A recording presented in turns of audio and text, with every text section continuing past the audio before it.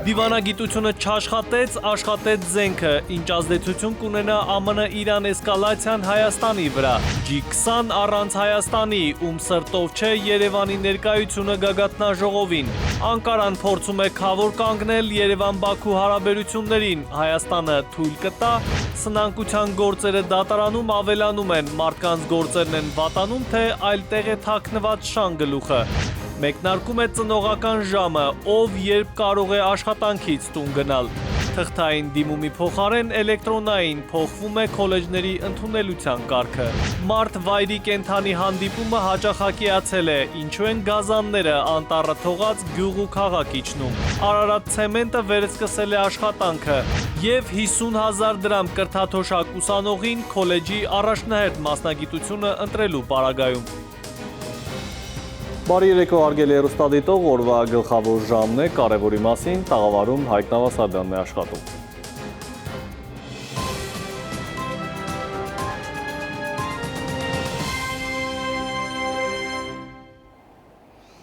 Եվ այսպես, դիվանագիտական տեքստերը ԱՄՆ-Իրան հարաբերություններում չաշխատեցին, կողմերը նորից զենքները ձեռք վերցրեցին Հորմուզի նեղուցի շուրջ ծագած անհամաձայնության պատճառով։ Վերջին 2 օրվա ընթացքում Իրանում ամերիկյան հարվածներից 14 զոհ, մոտ 8 տասնյակ վիրավոր կա։ Ի պատասխան Իսլամական Հանրապետությունը թիրախավորել է Քուվեյթում, Քաթարում, Բահրեյնում եւ Հորդանանում գտնվող ամերիկյան ռազմական օբյեկտները։ Իսկ թե որքան կշարունակվեն փոխադարձ հարվածները եւ ինչ ազդեցություն կունենա այն Հայաստանի վրա, ժամի անդրադարձում։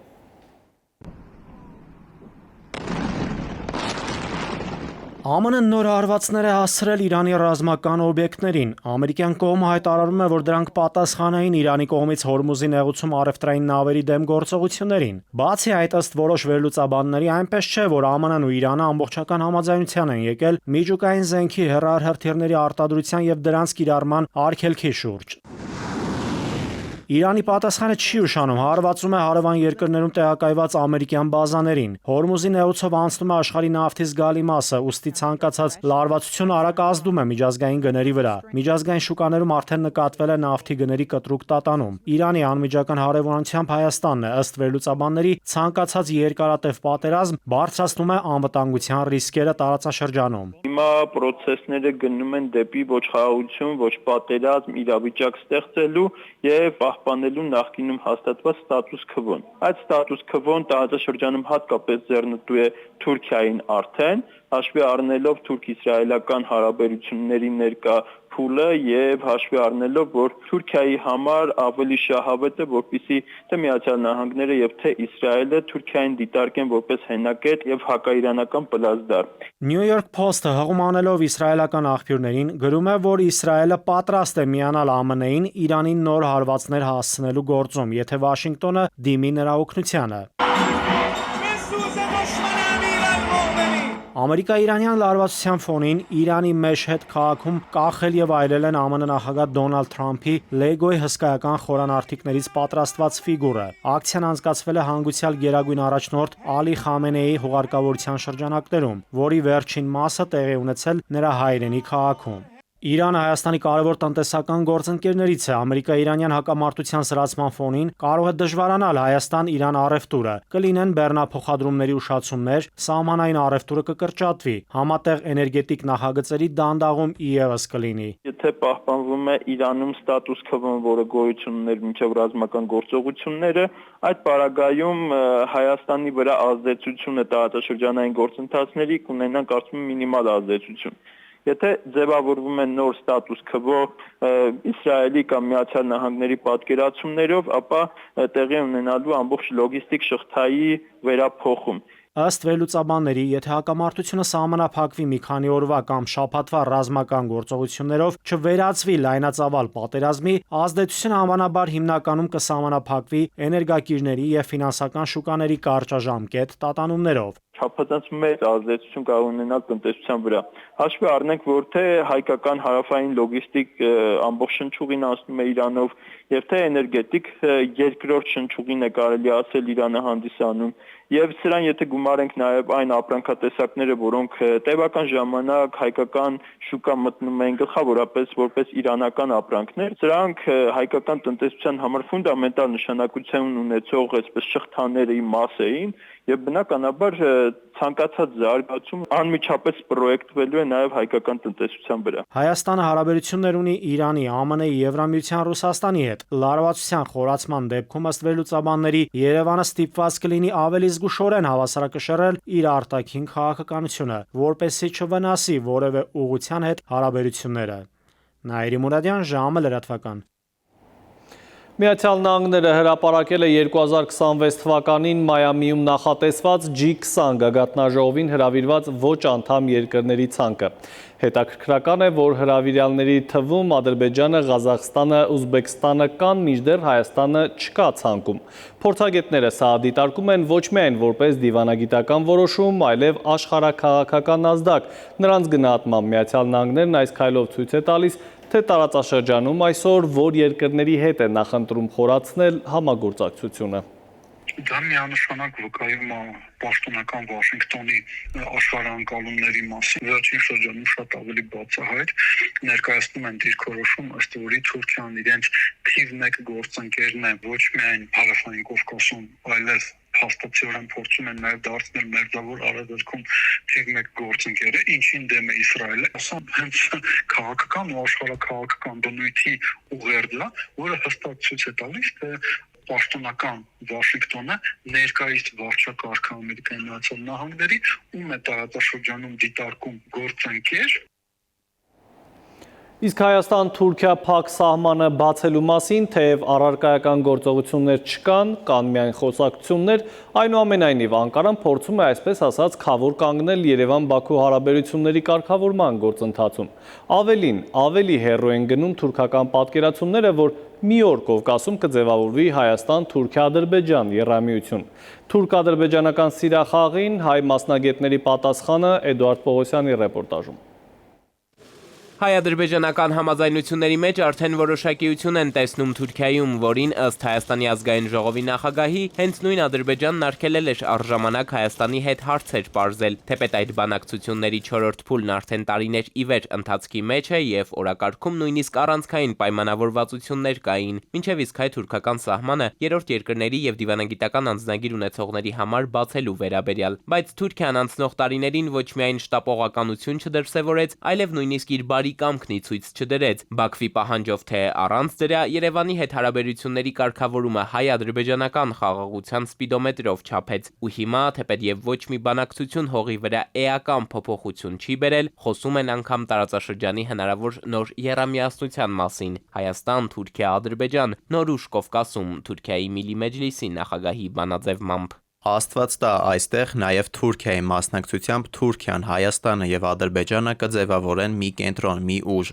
Այս ամենում Թուրքիայի կառուցողական տեսլականը զգալի ներդրում է ունենում։ Այն, որ թուրքական իշխանությունը տարածաշրջանային խաղաղության առաջնորդությունը շահադիտական նպատակներով ուզում է իր ձեռքն առնել, մասնագետների համար գաղտնիք չէ։ Փորձագետ վերլուծաբաններն ասում են Անկարան այնքան ժամանակ կլինի բարիդրացիության կողքին, որքան դա իրեն թույլ կտան սեփական օգուտների հաշվարկները։ Թուրքիան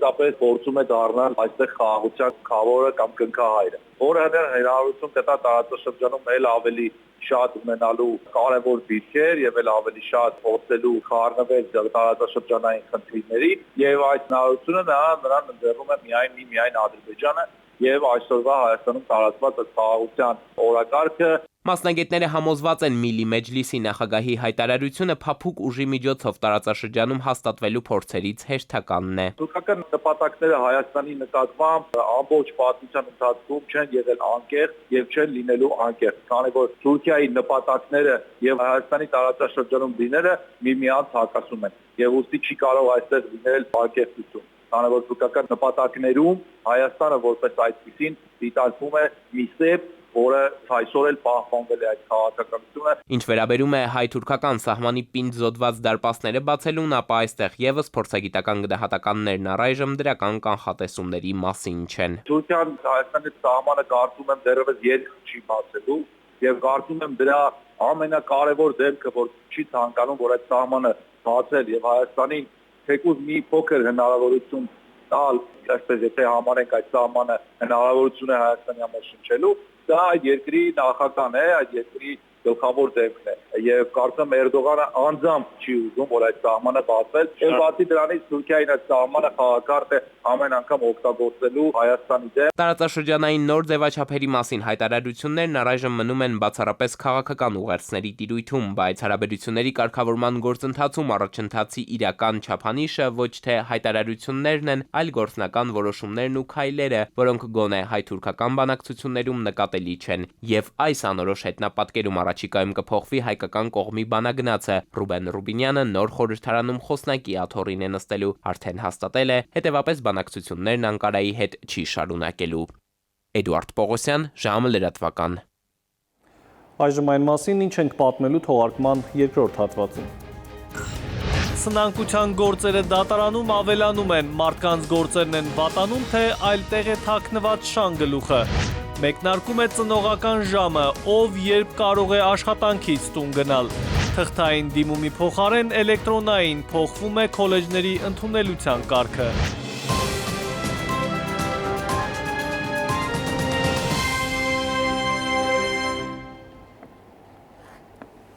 Մենք կրկին ուղիղ եթերում ենք, շարունակենք թողարկումը։ Քաղաքացու կամ որևէ ընկերության սնանկ ճանաչվելու մասին հաճախ կարելի է լսել։ Ինչ է սա նշանակում։ Արդյոք մարդկանց գործերը իրապես վատթարանում են օբյեկտիվ կամ սուբյեկտիվ պատճառներով, թե այլ պատճառներ էլ կան։ Օրինակ, քաղաքացին միտումնավոր զարտուղի ճանապարհներով այնպես է անում, որ իր անունով ոչինչ չունենա, պարտատերն էլ պարտքերը ետ ստանալու տարբերակ չունենա։ Եթե նման սցենարով եք փորձում խուսափել մարել ձեր պարտքերը, ապա երկար ծանր ու թեթև արեք, որովհետև ոլորտում նոր փոփոխություններ են սպասվում։ 2024-ին սնանկության ավելի քան 5800 դիմում է ներկայացվել դատարան, 2025-ին գրանցվել է շուրջ 4700 դիմում, հիմնականում ֆիզիկական անձանց կողմից։ Սնանկության գործող համակարգը ըստ մասնագետների պարզապես անբարեխիղճ ճանապարհով պարտքերից ազատվելու հնարավորություն է։ Այս խնդիրը լուծելու նպատակով համակարգում իրականացվել են էական փոփոխություններ, որոնք առաջիկայում մտնելու են ուժի մեջ։ Փոփոխություններով նախատեսվում է, որ դատարանը մանրամասն կուսումնասիրի պարտապանի ֆինանսական վիճակը, նախկին գործարքներն ու գույքի օտարումները։ Արդյունքում, եթե նման կասկածներ են լինել, ապա սնանկության դիմումը կարող է մերժվել, իսկ եթե այդ ամենը պարզվի հետագայում, ապա դատանը անձին չի ազատի պարտքից, ինչպես որ հիմա է տեղի ունենում։ Կարևոր փոփոխություններից մեկն այն է, որ սնանկությունն այլևս չի հիմնվելու միայն չվճարված պարտքի կամ պարտքը հաստատող պայմանագրի վրա։ Նախ, պարտադերն ինքը պետք է փորձի պարտքը ստանալ դատարանի միջոցով եւ հասնել դրա բռնագանձմանը։ Միայն դրանից հետո հնարավոր կլինի դիմել սնանկության գործընթացի, որպեսզի պարտքի ֆիկտիվ պայմանագրերի հիմքով մարդուն չճանաչեն սնանկ։ Պարտավորությունը նախ եւ առաջ պետք է փորձ կատարվի բռնագանձել դատական կարգով, որպեսզի նաև մենք բացառենք պրակտիկայում շատ դեպքերում ֆիկտիվ պայմանագրերի հիման վրա սնանկ ճանաչվելու այդ արատավոր պրակտիկան։ Սնանկության փոփոխված համակարգը նաև պարտապանի գույքը թաքցնելու հնարավորությունն է բացառելու։ Սա վերաբերում է այն դեպքերին, երբ ինչ-որ մեկը ունի գույք, գնում կամ վաճառում է այն, սակայն դա անում է շրջանցող ուղիներով, որպեսզի պարտատերերի համար դրանց առկայությունը մնա գաղտնի։ Միևնույն ժամանակ անցնում է սնանկության գործընթացով։ Հաճախ գալիս է հարցումները, որ անձը ունի ինչ-որ տրանսպորտային միջոց, բայց այդ տրանսպորտային միջոցը անձը ասում է, դե ես ժամանակին խոտանել եմ, չեմ ձևակերպել, չկա, փաստացի, կորել է, վառվել է, չգիտեմ, վթարվել է, բայց հետո պարզվում է սնանկության գործը ավարտվելուց հետո ընդհանրապես իր հարևանի ավտոտնակից անում է եւ սկսում է էլի շահագործել։ Կա ևս մի փոփոխություն, որը պետք է հեռու պահի քաղաքացիներին անբարեխիղճ ճանապարհով սնանկության ճանաչմանը հասնելու մտադրությունից։ Մարդիկ, ովքեր կճանաչվեն սնանկ, հետագա կարիերայի մասով խնդիրներ կունենան։ Սնանկության խարանը ընդմիշտ կդաջվի նրանց աշխատանքային պատմության մեջ եւ կխոչընդոտի պաշտոնի առաջխաղացմանը։ Նախատեսվում է ոչ միայն պետական պաշտոններ զբաղեցնելու սահմանափակում, այլ նաեւ մասնավոր կազմակերպությունները ղեկավար պաշտոններ, օրինակ ՍՊ-ի տնօրեն զբաղեցնելու սահմանափակում։ Եվ դա ունի իր որոշակի տրամաբանությունը, եթե անձը չի կարողացել իր սեփական ֆինանսական միջոցները կառավարի այնպես, որպեսզի չհայտնվի սնանկության վիճակում,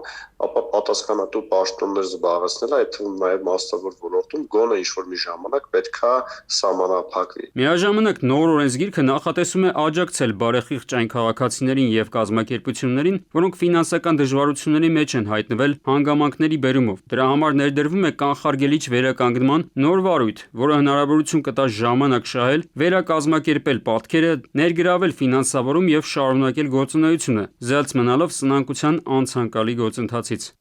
Արմեն Աթելյան, ժամը լրատվական։ Այսօրվանից ուժի մեջ է մտնում ծնողական ժամի կարգավորումը, աշխատող հայրեր մայրերը, այդ թվում երեխայի խնամատար ծնողը, խնամակալը, որդեգրողը կկարողանան աշխատանքային օրվա ընթացքում բացակայել իրենց աշխատավայրից երեխայի խնամքի, դաստիարակության, կրթական գործընթացներին մասնակցելու կամ երեխայի շահերից բխող այլ կարևոր հարցերով զբաղվելու համար։ Ըստ երեխայի տարիքի տրամադրվող ժամերը կլինեն տարբեր։ Օրինակ, մինչև 12 տարեկան 1 կամ 2 երեխա ունեցող ծնողին օրական մինչև 30 րոպե կտրամադրվի, մինչև 12 տարեկան 3 եւ ավելի երեխա ունեցող ծնողին կտրամադրվի մինչև 1 ժամ, իսկ ֆունկցիոնալության ծանր կամ խորը սահմանափակում ունեցող մինչև 18 տարեկան երեխաներ ունեցող ծնողին օրական մինչև 1 ժամ անկախ երեխաների թվից։ Ծնողական ժամը աշխատողին կտրամադրվի գրավոր դիմումի հիման վրա, որը մերժելու հնարավորություն գործատուն չունի։ Ծնողական ժամի կիրառման ընթացքում պահպանվում է աշխատողի հիմնական աշխատավարձը, իսկ գործավարձով վարձատրվողների դեպքում միջին աշխատավարձը։ Ինչ վերաբերում է գործատուների կողմից հարաշահելուն եւ այդ իրավունքից մարդկանց զրկելուն, իրականում իրավունքի խախտումներ միշտ լինում են, այլ կլինի եւս մի խախտում, որին բնականաբար պետք է մշտապես արձագանքել, ռիսկեր միշտ կան։ Եթե նայենք ինքը կբավարարի թե ոչ, մինչեւ այդ էլ չունեինք։ Մինչեւ օրենքը կիրառության մեջ չտեսնենք ինչ է լինում, չենք կարողանա գնահատել։ Իսկ հանրակրթական դպրոցից մասնագիտական քոլեջ գնալիս փաստաթղթերի տրցակով սենյակից սենյակ անցնելու կարիք առաջիկայում չի լինի։ Ավելի պարզ, քոլեջ ընդունվելիս նախկին թուղթ ու գրիչով դիմում լրացնելուն կփոխարինի էլեկտրոնային տարբերակը, բայց սա միակ փոփոխությունը չէ, նախատեսված է նաև հեռակա ուսուցման մոդելից անցում լրիվ կամ մասնակի զբաղվածությամբ ուսումնական ծրագրին։ Քոլեջների ընդունելության կարգը Հայաստանում փոխվել է, նոր կանոնները սկսելու են գործել արդեն 2026-27 թվականների ուսումնական տարվա ընդունելության ընթացքում։ Ամենակարևոր փոփոխությունը վերաբերում է ընդունելության գործընթացի թվայնացմանը։ Դիմորդները հայտերը ներկայացնելու են էլեկտրոնային եղանակով, իսկ անձնական տվյալների եւ մի շարք փաստաթղթերի գերակշիռ մասը համակարգը ստանալու է ինքնաշխատ պետական տեղեկատվական բազաներից։ Սա նվազեցնելու է թղթաբանությունը, ընդունելությունը դարձնելով ավելի արագ ու հարմար։ Կարգով դիմորդները հնարավորություն կունենան մեկ միասնական հարթակում ծանոթանալ մասնագիտություններին, ուսման տևողությանը, ընդունելության պայմաններին եւ նույնիսկ ուսումնառության պայմանագրի հիմնական դրույթներին միջև հայտ ներկայացնելը։ Կրթությանը վերաբերող բոլոր փաստաթղթերը թվայնացվում են, ինչը հնարավորություն է տալիս նույնականացնել սովորողին եւ դա հնարավորություն է տալիս տարբեր տիպի ծրագրերից օգտվելու համար ունենալ թվայնացված տվյալներ, ինչպես նշեցի, մենք ունենք գերակա մասնագիտությամբ սովորելու հնարավորություն, կրթաթոշակ ստանալու հնարավորություն, մենք ունենք տրանսպորտային ծախսերի փոխհատուցման հնարավորություն քոլեջներում։ ԿԳՄՍ նախարարության իրավասուները հայտարարում են, որ ապագայում նախատեսվում է աստիճանաբար հրաժարվել դասական հեռակա ուսուցումից եւ ներդնել լրիվ կամ մասնակի բեռնվածությամբ ուսումնառության նոր ձևաչափեր։ Թեև ամբողջությամբ սա դեռ չի կիրառվում, բայց առաջին անգամ ամրագրվել է նոր կարգում, հստակեցվել է նաեւ, որ ընդունելության քննություններ կլինեն միայն այն մասնագիտությունների համար, որտեղ անհրաժեշտ կլինի ստուգել դիմորդների մասնագիտական կարողությունները, օրինակ արվեստի, սպորտի եւ առողջապահության որոշ ուղղություններում։ Մյուս մասնագիտությունների դեպքում ընդունելությունը կկազմակերպվի առանց քննությունների ըստ մրցութային կարգի։ ԿԳՄՍ նախարարությունում նշում են, որ այս փոփոխությունների նպատակը բոլոր դիմորդների համար ընդունելության գործընթացը ավելի թափանցիկ, պարզ եւ հասանելի դարձնելն է։ Մենք նախատեսում ենք, որ մյուս տարի արդեն կկարողանանք ոչ միայն ցուցադրել մրցույթային առարկաները տվյալ մասնագիտությունների համար, այլ մրցույթը որոշակիորեն ավտոմատացնել։ Այսինքն նույնիսկ հաշվարկը ոչ թե թողնել, որպեսզի իրականացվի ձեռքով, այլ ելնելով այն հանգամանքից, թե մրցութային առարկաների գծով երեխայի արդյունքները ինչպիսին են, քանի որ նաև վկայականը թվայնացված է, նաև հաշվել վկայականի միջին գնահատական եւ մրցույթային պայմաններից ելնելով ավտոմատացված եղանակով տալ թե որ երեխան է, որ առաջին, անվճար քան տեղերին համապատասխան, քան որ երեխաներն են ընդունվել տվյալ մասնագիտությամբ։ Քոլեջների ընդունելության դեպքում համակարգի փակվելու հետ կապված խնդիրներ չեն լինի, վստահեցնում են գերատեսչության ներկայացուցիչները եւ նշում, թե տվյալ որ մասնագիտությունների համար որքան տեղ է հատկացրել պետությունը անվճար ու վճարովի համակարգում։ Ինքնաշխատ եղանակով կհայտնաբերվեն նաեւ ավագ դպրոցի եւ քոլեջի ընդունելությունից դուրս մնացած երեխաները։ Հայտերի ընդունումը կսկսվի այսօրվանից մինչեւ օգոստոսի 10-ը, իսկ ոլորտային ընդունելությունների համար, որոնք կանցկացվեն նաեւ քննությունների միջոցով, կտևի մինչև հուլիսի 24-ը։ Քնարիկ Պետրոսյան, ժամը լրատվական։ Եվս մեկ դադար ունենք, կվերադառնանք րոպեներանց։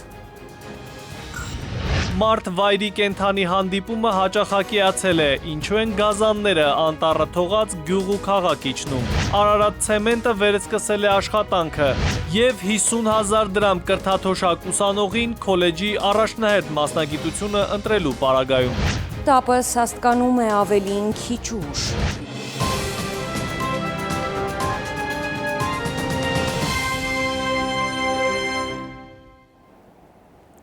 Մենք վերադարձանք, դուք դիտում եք ժամի գլխավոր թողարկումը։ Մարտ վայրի կենթանի հանդիպումը վերջին տարիներին հաճախակիացել է, գազանները անտառները թողած գյուղ ու քաղաք են իջնում, լինում է, որ հոշոտում կամ վնասում են ընտանի կենթանիներին։ Ըստ մասնագետների պատճառներից մեկն էլ այն է, որ մարդու կենսագործունեության հետևանքով կրճատվել է վայրի բնության սահմաններն ու գիշատիչների կերակրացանկը։ Ինչ անել, որ եւ ոչխարները ողջ մնան եւ գայլերը կուշտ լինեն։ Մանր ու խոշոր եղջերավորների, ինչպես նաև մարդկանց վրա գիշատիչ կենդանիների հարձակումների մասին հաղորդումները վերջին շրջանում հաճախակի են դարձել։ Մասնագետները ասում են, խնդիրը միայն կենդանիների ագրեսիվ վարքագծի մեջ չէ։ Երևույթը ավելի խորքային պատճառներ ունի եւ կապված է ինչպես բնական միջավայրի փոփոխության, այնպես էլ մարդու տնտեսական գործունեության ընդլայնման հետ։ Բնապահպանների գնահատմամբ գիշատիչ կենդանիների կենսավայրերը տարիների ընթացքում զգալիորեն կրճատվել են։ Սննդի հայթայթման բնական միջավայրի սեղմումն էլ նրանց հարկադրում է ավելի հաճախ լքել անտառները ու մոտենալ բնակավայրերին։ Ընդհանուր առմամբ իրանց այդ բիոտոպները, որտեղ իրանք ապրում են, բավականին ոչնչացված է։ Կենդանին, չէ՞ որ նա գիշատիչ է, որը սնվում է, հասկանալի է, որ վերանում է այդ տարածքից։ Եվ արդեն կենդանին գնում է դեպի բնակավայրեր։ Տեղ ուրեմն կերի խնդիրը, գայլը նպատակ չունի հատուկ մարդկանց վրա հարձակվելու։ Մասնագետները նշում են, եթե կենդանիների բնական կենսավայրերում կերի բավարար չափականակ լինի, նման հանդիպումների հավանականությունն էլ զգալիորեն կնվազի, սակայն չեն բացառում նաև նման հանդիպումների հնարավորությունը ընդհանրապես։ Ըստ բնապահպանների պատճառներից մեկն էլ կարող է կենդանիների քանակի ավելացումը լինել, ինչն էլ իր հերթին կարող է հանգեցնել կերի խնդրի։ Այս իրավիճակը մասնագետների դիտարկմամբ ուսումնասիրության կարիք ունի։ Արջերի քանակն էլ է շատացել, եւ իրենք դուրս են գալիս դեպի մարդու բնակավայր։ Էլի կերի եւ ապրելավայրի խնդիր է այստեղ։ Ուրիշ բան չկա, մարդը օրանում է դեպի բնություն, մտնում է բնության մեջ։ Ինչ պետք է անի կենդանի, ինքը պետք է այդ իր տարածքը որ կրճատվում է, հետո գալիս դեպի մարդ։ Էլի իր բնակավայրն է, բայց մարդն է գրավել։ Բնապահպանները ընդգծում են, այս խնդիրը միայն Հայաստանին չէ, որ մտահոգում է։ Բնակավայրերի ընդլայնման պատճառով աշխարհի շատ երկրներում մարդկանց եւ վայրի կենդանիների միջև սահմանը գնալով ավելի է փոքրանում։ Հայաստանում իրավիճակը բարդանում է նաեւ անտառային եւ բնական տարածքների համեմատաբար փոքր լինելու եւ համայնքային տնտեսությունների վայրի բնության տարածքներին շատ մոտ լինելու պատճառով։ Հատկապես խոսքը գնում է համայնքների բնակչության մասին, նրանք պետք է նաեւ պահպանեն այն կենդանիներին, որոնք գրանցված են կարմիր գրքում կամ էնդեմիկ տեսակներն են։ Մասնագետները ուշադրություն են հրավիրում նաև այն հանգամանքին, որ որոշ դեպքերում հենց մարդու տնտեսական գործունեությունն է փոխում կենդանիների սննդային միջավայրը։ Փոքր հեկերի կառուցման պատճառով ԵՀԳԻ-ը զրկվել է իր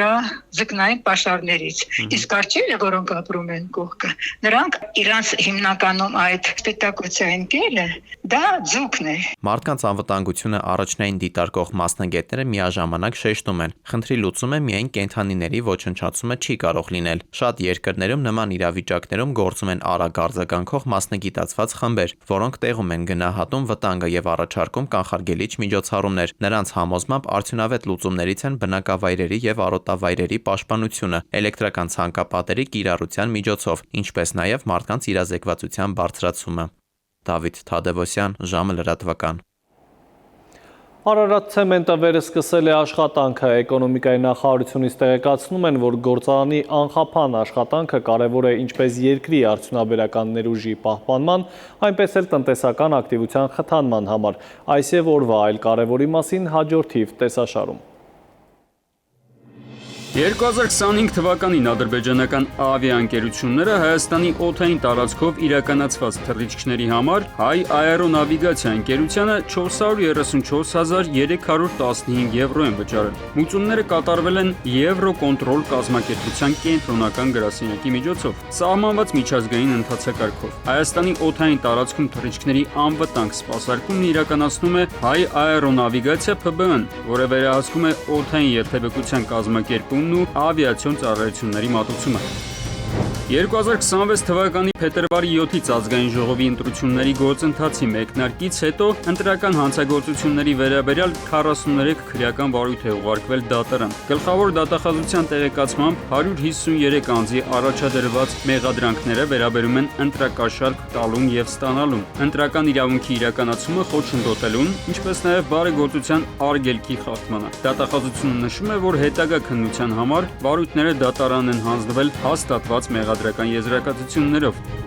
Արարատի ցեմենտի գործարանը վերսկսել է արտադրական գործունեությունը։ Հայաստանի Հանրապետության էկոնոմիկայի նախարարությունից են հայտնում այս մասին նաև պարզաբանելով, որ փոխնախարար Էդգար Զաքարյանն է այցելել գործարան եւ տեղում ծանոթացել արտադրական գործընթացի կազմակերպմանը։ Զաքարյանը հայտարարել է, որ նախարարությունը պատրաստ է աջակցել արտադրության ընթացքում առաջացող հնարավոր խնդիրների լուծմանը, նշելով, որ գործարանի անխափան աշխատանքը կարևոր է ինչպես երկրի արդյունաբերական ներուժի պահպանման, այնպես էլ տնտեսական ակտիվության խթանման համար։ Առաջնահերթ մասնագիտություններով հայաստանյան քոլեջներում սովորող բոլոր առաջին կուրսեցիները, անկախ նրանից սովորում են անվճար թե վճարովի համակարգում, ամսական 50,000 դրամ պետական կրթաթոշակ կստանան։ Կրթության, գիտության, մշակույթի եւ սպորտի փոխնախարար Արաքսիա Սվաջյանի տեղեկացմամբ, առաջին ուսումնական տարվանից հետո կրթաթոշակի շարունակական վճարումը կախված կլինի արդեն ուսանողի ակադեմիական առաջադիմությունից։ Կառավարությունն այս ծրագրով խրախուսում է հատկապես արդյունաբերության, գյուղատնտեսության եւ շինարարության ոլորտների համար կարևոր մասնագիտությունների ընտրությունը։ Հուլիսի 12-ին Հանրապետության հրապարակում անցկացվող Վարդավառ 2026 տոնակատարության պատճառով Երևանի կենտրոնում ժամանակավորապես կփակվի տրանսպորտային միջոցների մուտքը Հանրապետության հրապարակ եւ հարակից փողոցներ։ Սահմանափակումները կգործեն հուլիսի 12-ի առավոտյան ժամը 7-ից մինչև կեսգիշեր։ Դրանից բացի, արդեն հուլիսի 11-ին ժամը 18-ից մինչև հուլիսի 12-ի կեսգիշեր մանկական գոտու կազմակերպման աշխատանքներով պայմանավորված կսահմանափակվի նաեւ Շահումյանի արձանին հարող միակողմանի նեղ փողոցի երթևեկությունը։ Արմեն Նաթալյան, ժամը լրատվական։ Եվ առաջիկա օրերին սպասվող եղանակային կանխատեսումների մասին ավելին կպատմի Լիլի Հովերը։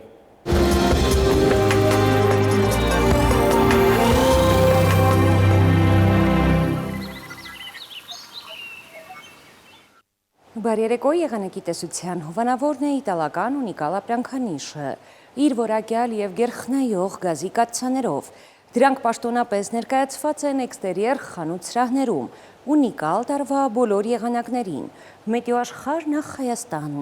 Մեր երկրի մեծ մասում շաբաթն ու կիրակին կանցնեն առավելապես կայուն պայմաններում։ Տեղումներ սպասվում են առանձին հյուսիսային գոտիներում, ջերմաստիճանը վաղը կբարձրանա մոտ 4 նիշ, վաղը ցերեկը Շիրակում, Կոտայքում, Գեղարքունիքում, Արագածոտնի և Վայոց ձորի լեռնային գոտիներում կդիտվի 26-ից 30 աստիճան։ Վայոց ձորի և Արագածոտնի նախալեռներում սպասվում է 34-ից 37, Լոռիում 26-ից 30, Տավուշում 30-ից 34 աստիճան, Հարարատում, Արմավիրում, Սյունիքի հովտային գոտիներում վաղը ցերեկը սպասվում է առավելագույնը 37 աստիճան, Սյունիքի նախալեռներում կդիտվի 26-ից 30, Երևանում օրը կանցնի առանց տեղումների, այս գիշեր սպասվում է 20-ից 22, ցերեկը 34-ից 36, երեկոյան 26-ից 29 աստիճան։ Հարգելի հեռուստադիտող, այսքանով ավարտված է ժամի գլխավոր թողարկումը, խաղաղ գիշեր եւ բարի հանգստյան օրեր եմ մաղթում։